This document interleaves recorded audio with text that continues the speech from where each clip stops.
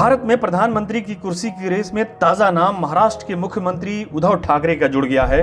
दरअसल नरेंद्र मोदी के सत्ता में जम जाने के बाद हर विपक्षी दल का नेता ये सोचता है कि विपक्ष वाली प्रधानमंत्री की कुर्सी खाली पड़ी है, क्यों ना उस पर बैठ लिया जाए। ममता बनर्जी, शरद पवार, मायावती के बाद अब उद्धव ठाकरे की भी दावेदारी आ गई है। जहां तक राहुल गांधी का सवाल है तो उनकी भी स्थिति लाल कृष्ण आडवाणी जैसी बनती जा रही है। आडवाणी तो प्राइम मिनिस्टर इन वेटिंग थे, Rahul Gandhi prime minister candidate in waiting बन गए हैं या बनाए जा रहे हैं, क्योंकि उनकी उम्मीदवारी का पत्ता विपक्षी नेता तो काट ही रहे हैं, खुद कांग्रेसी भी उन्हें समेटने पर अड़े हुए हैं। कांग्रेस के बुजुर्ग नेताओं का G23 ग्रुप इस काम में जी जान से लगा हुआ है।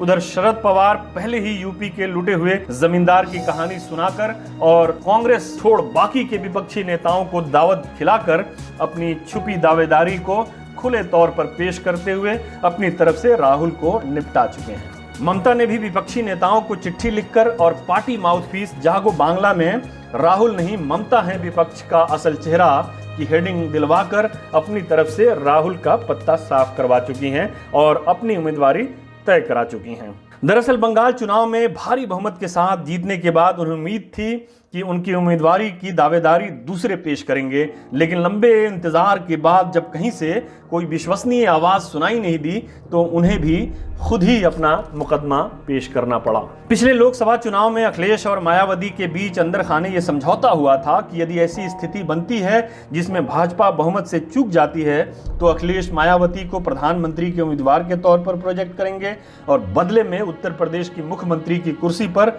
मायावती अखिलेश की हिमायत करेंगी। हरियाणा के पूर्व मुख्यमंत्री इंडियन नेशनल लोक दल के प्रमुख ओम प्रकाश चौटाला ने भी तीसरे मोर्चे का शिगुफा छोड़कर मन के किसी कोने में छुपी अपनी पुरानी आरजू को तीसरे मोर्चे का पंख लगाकर उड़ान देने की कोशिश की, लेकिन उनकी इस ख्वाहिश पर उनके संभावित सहयोगियों ने ही ठंडा पानी डाल दिया।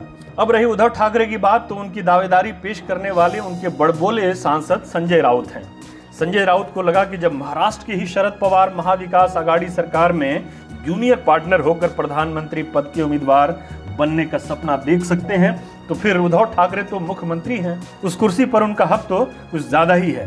समय समय पर भाजपा की याद सताने वाले उद्धव ठाकरे के बयानों और गृह मंत्री अमित शाह से उनकी ताजा मुलाकात ने महाराष्ट्र में एक बार फिर अटकलों को तेज कर दिया।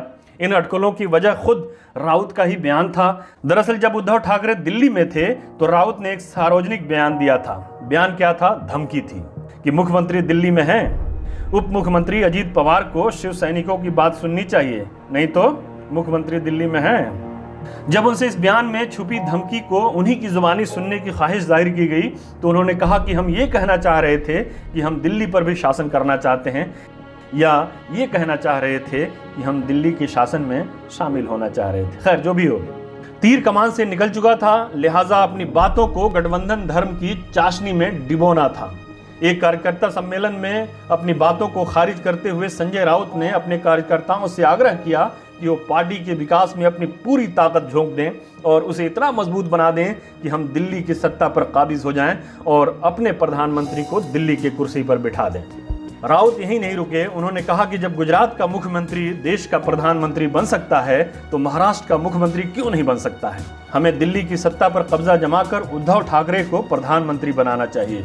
फिर उन्हें याद आया कि अमित शाह से ठाकरे की मुलाकात और उप मुख्यमंत्री अजीत पवार को उनकी प्यार भरी धमकी से उनके गठबंधन के साथी आहत हो सकते हैं। राजनीतिक हलकों में इसके गलत मानी निकाले जाने लगे थे, लिहाजा वो कहते सुने गए कि महाविकास आघाड़ी सरकार अपना कार्यकाल पूरा करेगी। बहरहाल राउत की मंशा जो भी हो, प्रधानमंत्री की उम्मीदवारी के क्लब में उद्धव ठाकरे का स्वागत है।